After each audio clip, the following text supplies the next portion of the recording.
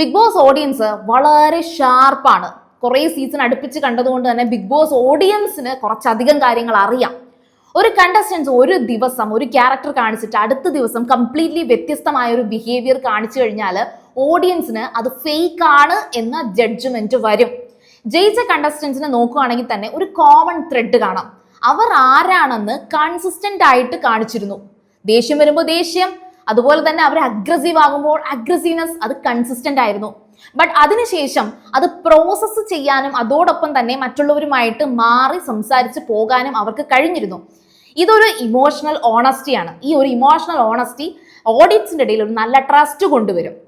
And ഈ ഒരു trust ആണ് ഓഡിയൻസ് വോട്ടായിട്ട് കൊടുക്കുന്നത്. സോ ഈ കാര്യത്തിൽ കഴിഞ്ഞ സീസണിലെ അനുമോളും അനീഷും രണ്ടും രണ്ട് എക്സ്ട്രീം ക്യാരക്ടേഴ്സ് ആണ്. അതായത് രണ്ടും രണ്ടറ്റത്തുള്ളവരാണ്.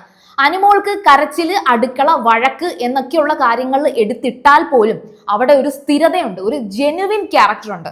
ഇതാണ് അനുമോൾ എന്ന് പറയാൻ പറ്റും.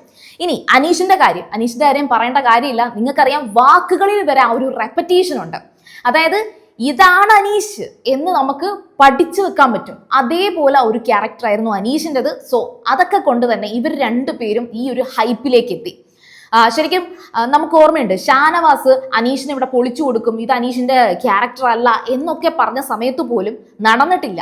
അനീഷിന് അവിടെ ആകെ കൂടി വന്ന ഒരു മാറ്റം എന്ന് പറയുന്നത്, തുടക്കം ആരുമായിട്ടും കൂട്ടുകൂടാതിരുന്ന അനീഷ് പതുക്കെ കൂടി എല്ലാവരുടെ ഒരു സ്നേഹമൊക്കെ ഉണ്ടാക്കിയെടുക്കാൻ സാധിച്ചു. സോ അതാ വ്യക്തിയുടെ യഥാർത്ഥ സ്വഭാവത്തിൽ നിന്ന് ഒരു നല്ല സ്വഭാവം ആഡ് ചെയ്തു വന്നു എന്ന് മാത്രമേ അനീഷിനെ കുറിച്ച് മറ്റുള്ളവർക്ക് തോന്നിയിട്ടുള്ളൂ.